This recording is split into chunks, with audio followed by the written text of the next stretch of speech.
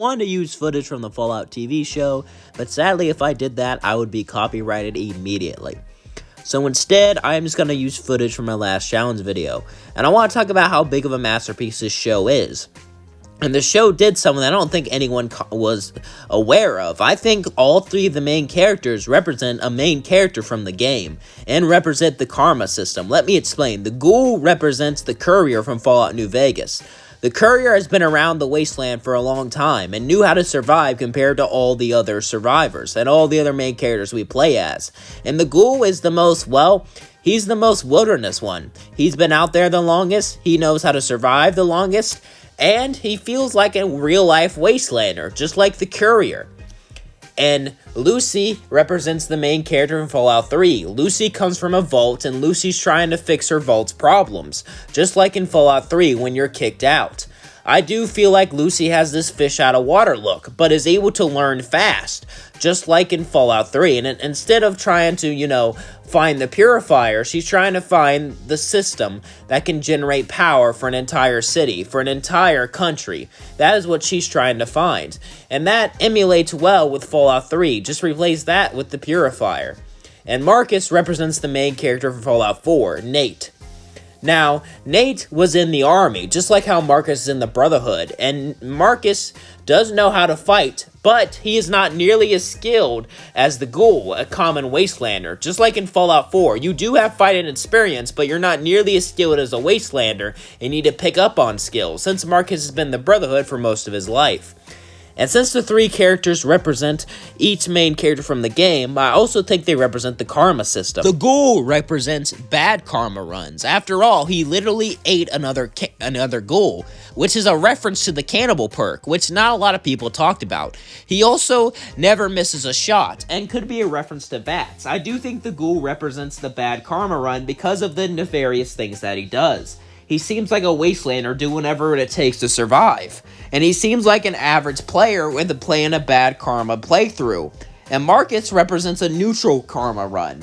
It would make sense. Marcus tried to steal the nuclear reactor, the nuclear fusion for the vault, but he was convinced to give it back.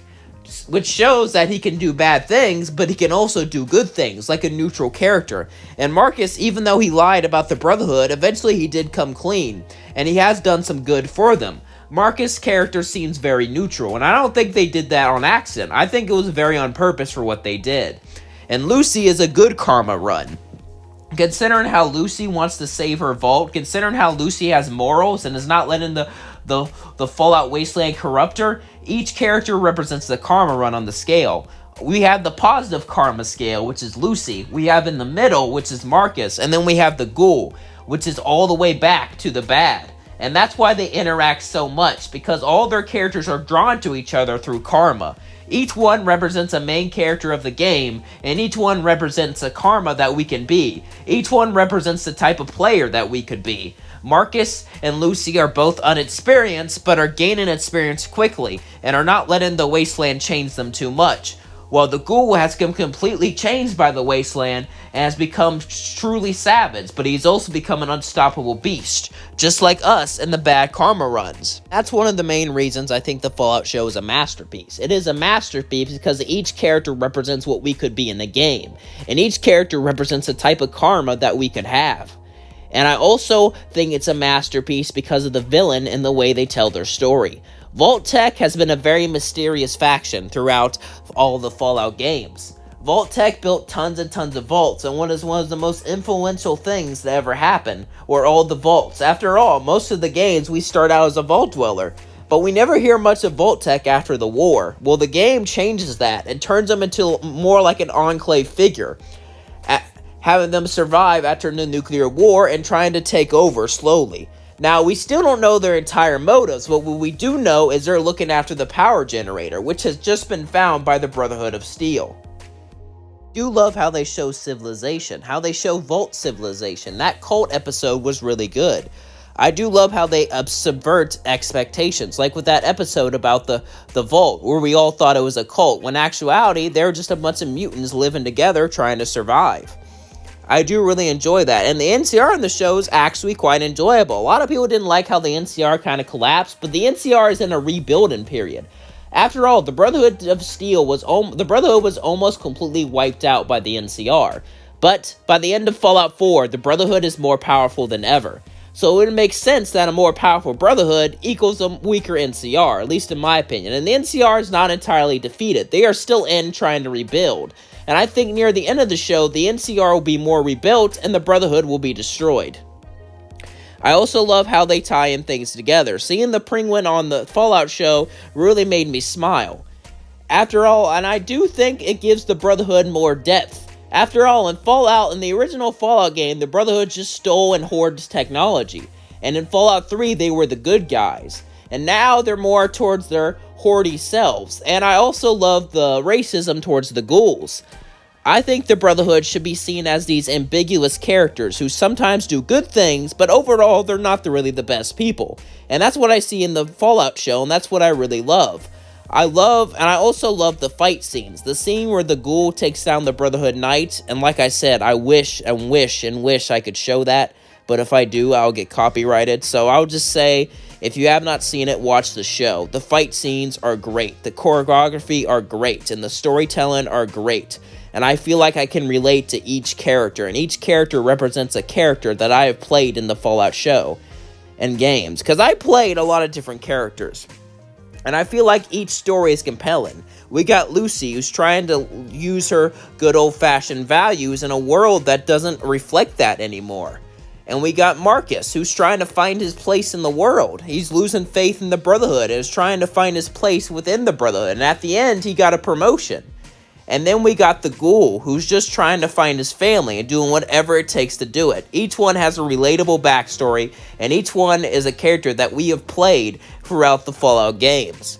And I feel like that adds a lot to it. I also love the atmosphere of it, because the Fallout has two things that I love. One, society, and two, apocalypse. In a lot of apocalyptic games, society is almost completely wiped out. But in Fallout, a lot of the places seem more rebuilt. A lot of the places seem more civilized, and I do see that. We've seen civilized places, and we've also seen places that are kind of barren and wasteland-like. And that's what I like about Fallout, how they can combine both. I also love the bear we saw before. They did a great job showing that bear in Fallout, the two-headed bear. And yeah, they also said they might show Deathclaws in Season 2, which I am hoping for. And one of the biggest complaints that I heard is that New Vegas looks like it was destroyed. Well, in one of the DLCs, we were introduced to these creatures that crawl below ground and attack everything. So I'm pretty sure that's what happened to New Vegas. And the game confirmed that that was going to happen no matter what.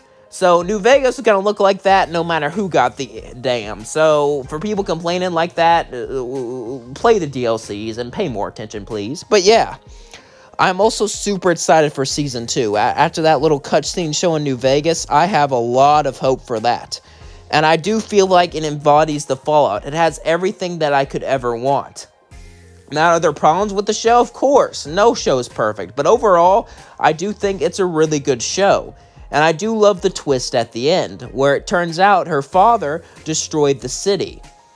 This twist reveals a lot. Lucy at first seemed like a very generic character, but at the end of the season it revealed that her father was the bad guy, and that she has to go against her father. She has to go against everything she was ever taught. And her going against all of this will change her slowly. The wasteland is starting to change Lucy bit by bit. And we'll see if she becomes rough and tough and evil like the ghoul, or will her kind nature prevail. I've also loved the whole thing where ghouls need to take this drug to not turn. And I've seen a theory saying that it's actually a scam. And I think it should be different for different types of ghouls and stuff, but yeah. I honestly do think the Fallout show is a masterpiece. They introduced a lot of different things, and I also love the fact that she had to carry a guy's head. That may have been barbaric overkill for some, but it was hilarious to me, and it really brought home a point. And I also love the flashbacks that revealed the truth, that capitalism destroyed America. Fallout has always been a warning to me. As an American, our culture has always been about consumerism, and has always been about getting more and more money. Now, there are exceptions, and obviously not every American is a greedy pig, but you know what I mean. And the Fallout series is about America dying because of its greed. It got greedier and greedier and greedier, and simply wanted more and more and more and more, until it could not sustain itself, and it started to collapse. And once it started to collapse, it just started to invade its neighbors and get more and more and more desperate, until the Great War came and wiped it out. America fell because of its greed and its overt capitalistic nature. And we've seen stuff like that before. America has made many mistakes, and this is not a political channel, so I won't get into it, but as an American, the Fallout message hits home to me. That hyper greed and hyper capitalization led to the downfall of society. And I can honestly see that happen in real life. Now, I don't think everything in the Fallout show would happen in real life, but I can see our society in Fallout. Fallout, in a way, is a message. Fallout, in a way, is a warning us of what could happen. And I see that in the Fallout TV show, too. Vault-Tec are all the greedy businesses that are left behind. Vault-Tec are all the 1% that try to control the population.